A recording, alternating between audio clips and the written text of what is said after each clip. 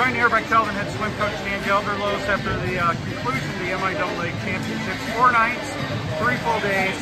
Your men come out on top, your women second.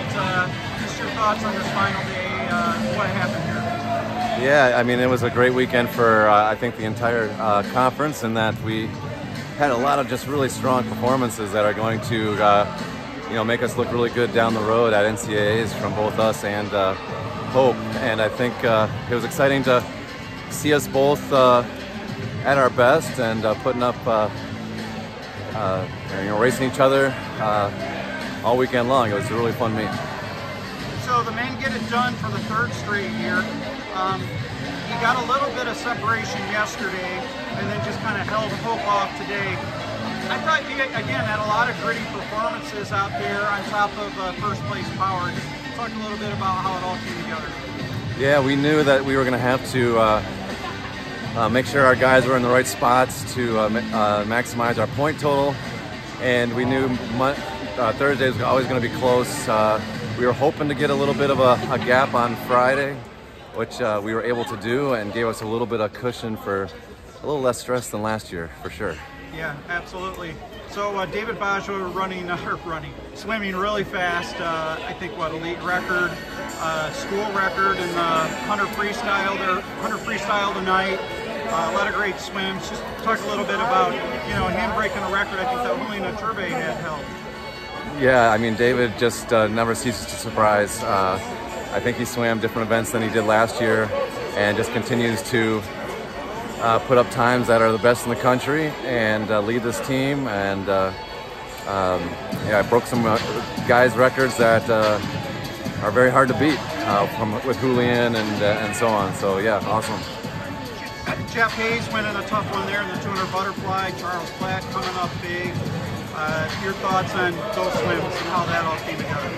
Yeah, Charles, which should probably be in consideration with the MVP as well. I mean, he was right there putting up top times in the country, school records, conference records, and huge parts of our relays. I think Charles on the Friday had a monster evening too, where he had to go medley relay, then 200 free and 100 back, which is only one event apart.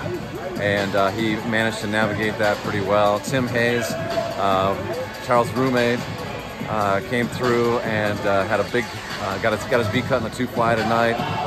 Held tough in the breaststroke middle day, and was just solid, becoming a solid leader with the rest of that junior class. Will Goodpaster, league's most valuable diver for the 2nd straight year. Yeah. He really was the class of the league this year on the diving board, wasn't he? He was. I mean, diving is so valuable, and it's just a way to,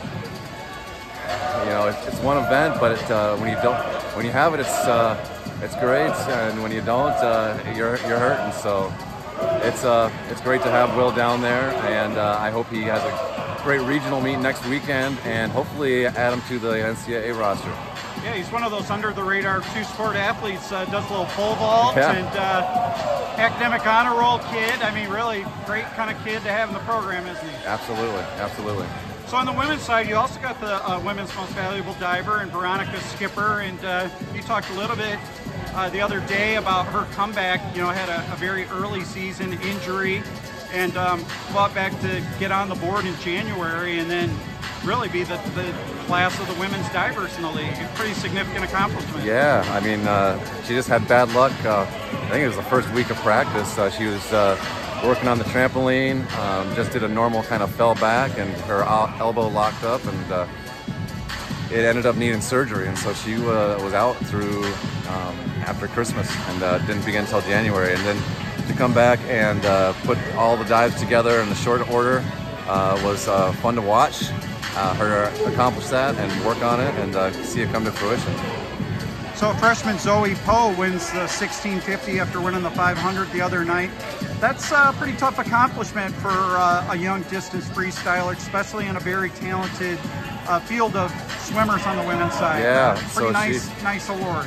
She has been a great addition to our squad, and really worked well in the pool with our other girls, and to see her succeed in the mile in her first try was awesome stuff. gonna get a game plan for her and see her down in Greensboro as well. Well, and you've got several, to mention Greensboro, upperclassmen that will get to go to Greensboro on the women's side. Really an all-around solid meet for the women. I mean, obviously Hope won it, but you guys had a lot of good things and a lot to look forward to, right? We do. We got 15 going right now. See if we can add a diver next week, and it's going to be, you know, on paper we're going to be looking at some things that could look really, score really high. Yeah, absolutely. And you guys did really well last year, so there is that experience. But you have an experienced group to bring some of those newcomers along. That's got to be a bonus. Yeah, that's going to be fun to see. We know what to expect down there. I don't think we swim top competition all year long, and it's not going to be. We see some of these top teams in middle of the season, so we're not going to be starstruck or eyes wide open down there. And I think we'll be ready to go in a few more weeks. Very good. Well, congrats on a great 3.5 days. And running another great meet here at the Venema Aquatic Center. Yep. And we'll be talking to you soon as you guys get prepped for the postseason. All right, thanks, Jeff. All right.